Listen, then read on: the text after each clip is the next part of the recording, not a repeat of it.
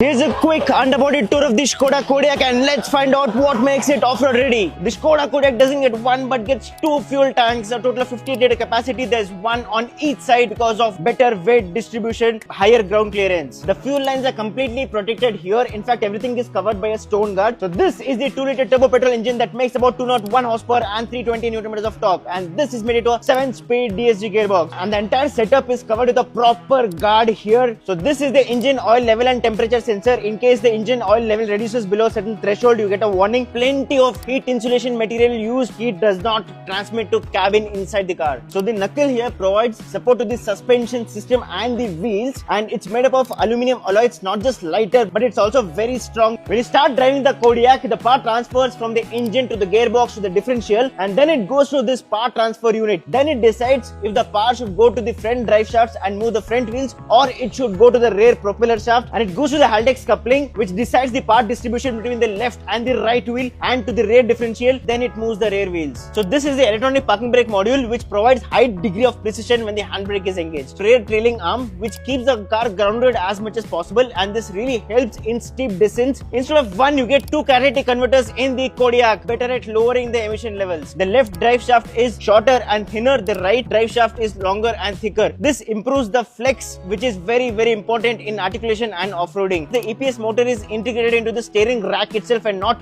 pinion like most of the other cars. This significantly improves the steering precision at lower speeds. McPherson strut setup in the front for the suspension. This is not just lighter and compact, but it also provides better ground clearance, which is going to be helpful in off-roading. We have seen front stabilizer bar in all cars, but the one here is very thick. This, along with the link rod, ensures that the car is completely stable, preventing the car from toppling in off-roading. So the Kodiaq gets the multi-link independent suspension at the rear. If one wheel is in the air, one wheel is at the ground, it will still provide very good articulation so that the car can comfortably come out. Massive rear muffler here. This reduces the sound coming out of the dual exhaust of the Kodiaq. A lot of components in the Kodiaq are manufactured in Europe, in countries like Holland, Slovakia, Hungary, Germany. This is a very interesting leveler module here. It senses the inclination of the wheels of the car. In case the wheels are completely inclined on the left, and if the car is pointing upwards, it sends signals to the headlight so that the headlight's projection is on the road and it does not point upwards towards the sky.